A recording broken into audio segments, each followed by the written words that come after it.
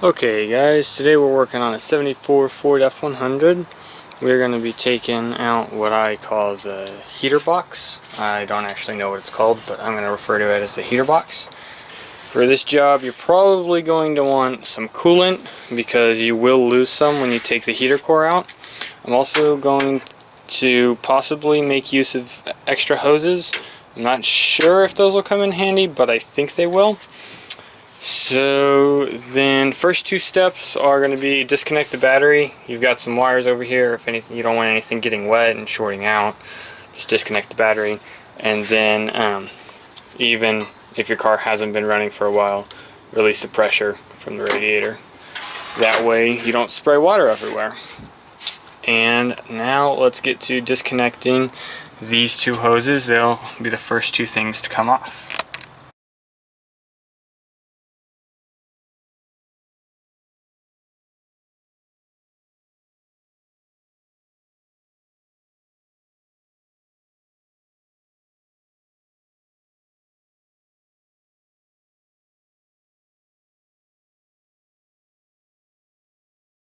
Alright, well that didn't go too terribly. So I got the two hoses from the engine up here. Nothing's coming out of them because they're raised up high enough. These two are just making sure water doesn't spill everywhere out of the heater core.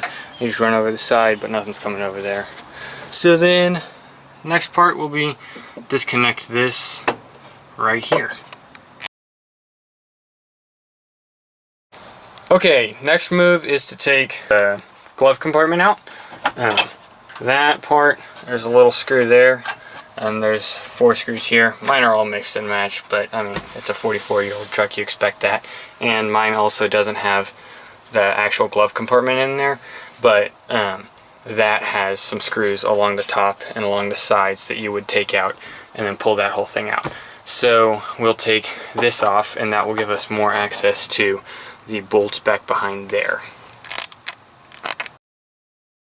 Okay, with that out, you can see there's a bolt head right there that's got to come out, and there's a nut there and a nut there, and I believe there's another one up there that you can't see right now, and there used to be one right there. And then around on the engine side of the firewall, you've got one right there. And then, I'm not sure if these are visible, but there's two. I'm trying to find them. There's that one there, and there it is, that one there. And then there's actually two down in there that are going to be hard to see. Right down in there. But you got to get those out, and then there might be more. Alright, so we got it out. It was a mess. Let's see, there's a stud there, and up there, and right there, and one right there. I believe that was all of them. And this part here goes up in there facing that way, and it has the same studs.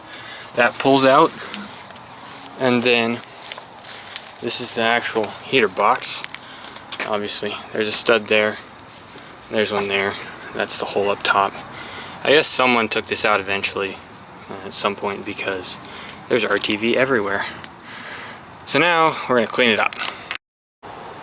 Okay, so now we're going to take apart the heater box. I've already done this, so all the screws are out, but I'm going to do it again on video so you can see what order things go in and out and how to take things out. This is the new blower motor. The old one, the bearings were shot, and it rattles like crazy, and it smells bad when you leave it on for too long. So we'll end up replacing that, and I will show you how to do that. So let's get started.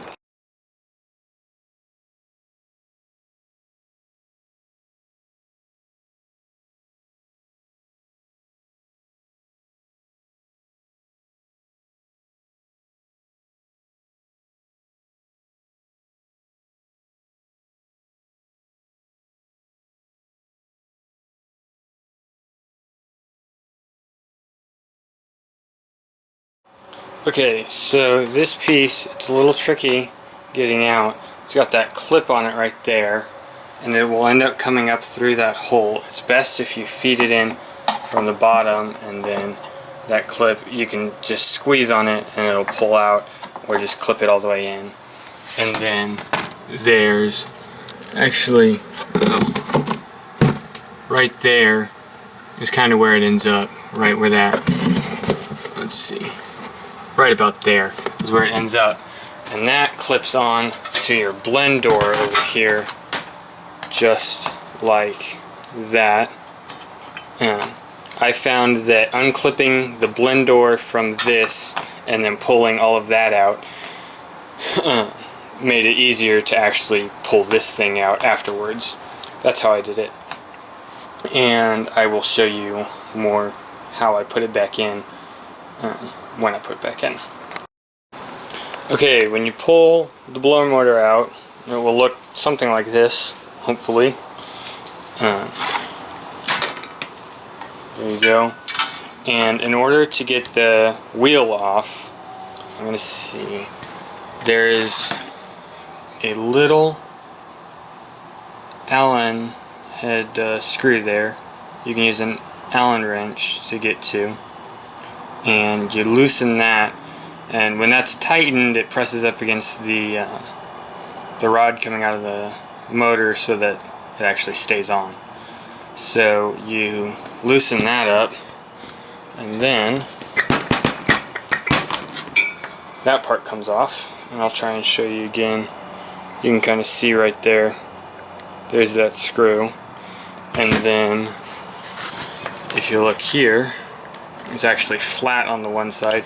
That's where you're going to end up wanting to screw it, tighten it back onto, right there. Okay, so on the old one, it's got this foam, almost gasket, that I'm going to try and cut off and use on the new one, because the new one's just plain metal right there. Okay, that came off nicely, and it will fit perfectly on that. Then I attached these wires coming out of the new one into the plug, orange to orange, black to black. Simple as that. Okay, I got the wheel on, thanks to one of these guys.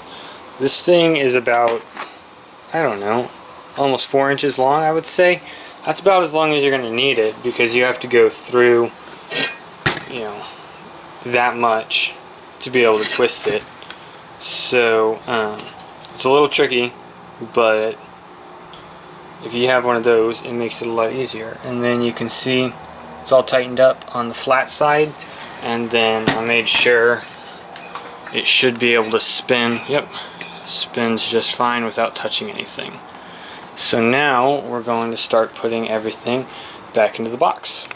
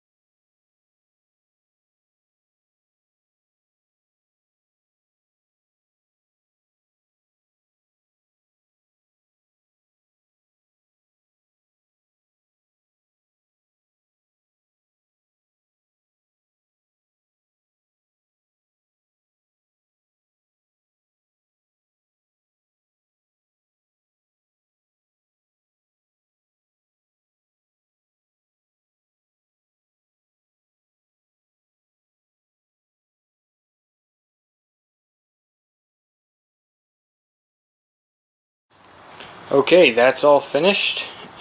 This is coming through the grommet, and all the screws are in. Had no leftover screws, so that's always a good sign. Next part is to put it back in the truck. Alright, with the heater box put all the way back together, the next step is to obviously reinstall it in the truck. In doing so, you just got to kind of shove it in there, make sure the wires are all out of the way. It's kind of a tight fit. It will be nice to take the air filter off, but other than that, it should squeeze in there alright. Okay, well that got it in. It was rough, but I did it. Probably a two-man job.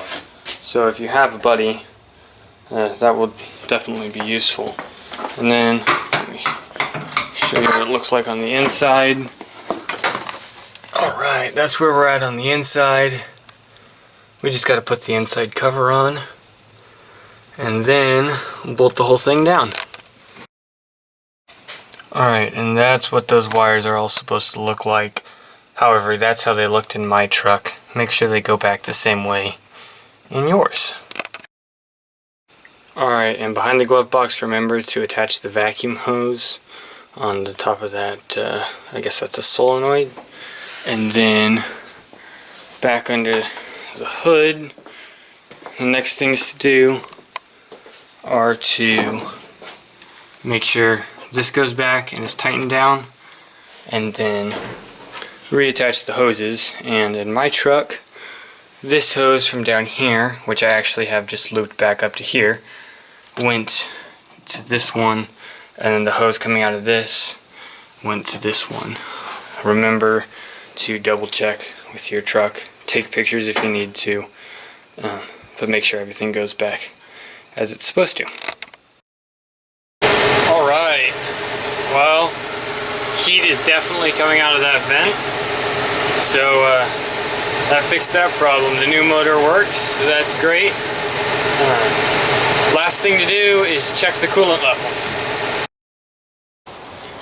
Alright, let's see.